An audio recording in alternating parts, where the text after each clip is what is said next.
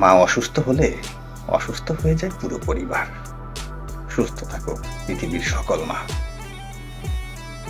মা মানে কোনো ডিগ্রি ছাড়াই ঘরের ডাক্তার। আজকাল জিন্স পরা মাদের থেকে হয়তো মায়ের আঁচলের এই ভালোবাসাটা এখনকার ছেলে মেয়ে আর পাবে না। রাগের মাথায় মায়ের মন ভেঙেছে বহুবার। কই মা তো আমাকে ছেড়ে যায়নি। বাবা যত গরিবই হোক না কেন, তার সন্তানকে সাধ্যমতো পৃথিবীর অন্য সবার চেয়ে ভালোভাবে বড় করার চেষ্টা করে। যার বাবা নেই তার অর্ধেক পৃথিবী নেই, আর যার মা নেই তার গোটা পৃথিবীই নেই। কথায় কথায় ফুরায় বেলা, শূন্য নদীর পার। বাবা তুমি সেই যে গেলে, ফিরে এলে না আর। 22 থেকে 28 বছর বয়সটা খুব অদ্ভুত, খুব ভয়াবহ।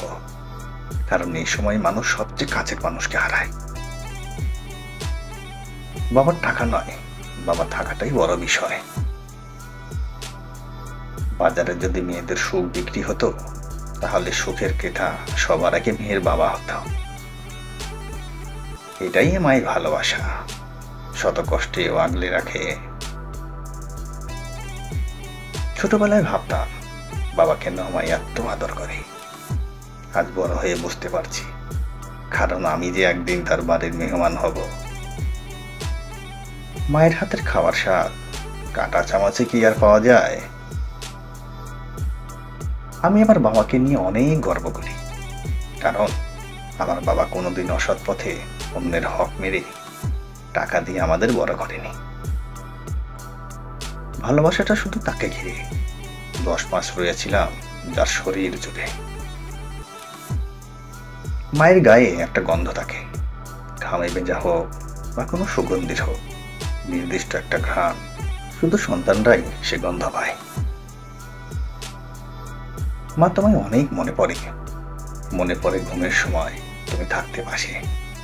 এখন তুমি নেই, বড্ড একা একা লাগে। সমাজের চোখে আজ আমি বড় হয়েছি, কিন্তু তোমার কাছে আমি এখনো সেই ছোট্ট সন্তান। বাবা তোমার কোলে আমি আবার ফিরে যেতে চাই। বাবার সাথে কাটানো প্রতিটি মুহূর্ত ছিল সোনালী সময়। বাবার সাথে দুষ্টুমি করা ছিল আমাদের মনের খোরাক। বাবা তুমি চলে গেলেও আমাদের স্মৃতিতে চির অমর হয়ে থাকবে। বাবার সম্মান সবার উপরে, কারণ নিজের সমস্ত সুখ বিসর্জন দিয়ে পরিবারের সকলকে আগলে রাখাই বাবাদের একমাত্র প্রশান্তি।